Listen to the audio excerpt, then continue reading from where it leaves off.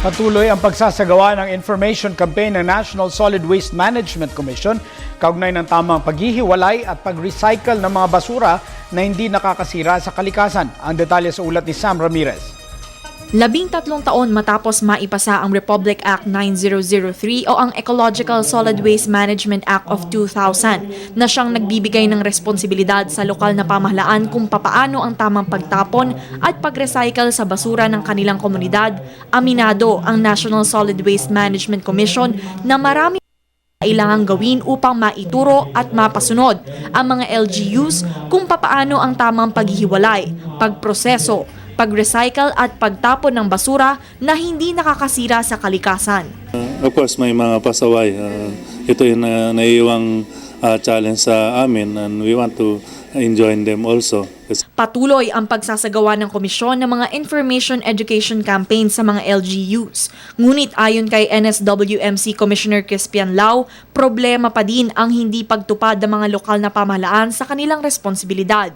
Puna din ni Lau, hindi rin nakasaad sa batas kung sino nga ba ang dapat magbigay ng sanksyon sa mga pasaway na LGUs. We have to take a proactive approach. What I mentioned earlier, we have already assisted them for so long. It's high time to put your foot down and to get the laws implemented where it should be and those people responsible held accountable for it. But in the law, it was not clearly specified who should give the sanctions, what the penalty will be. These things are not clear. Sa madaling salita, para kay Lau, nagkulang sa ngipin ang batas. Dagdag pa niya, dapat maamyendahan na ang batas upang mas maging epektibo, lalo na pagdating sa pagpapanagot sa mga LGUs na hindi ginagampanan ang kanilang mga responsibilidad. The LGU will enforce that law, but who will now enforce it to the LGU? So this is the gap, one of the policy gaps I believe that has to be addressed. But again, you need an amendment of the law to do that.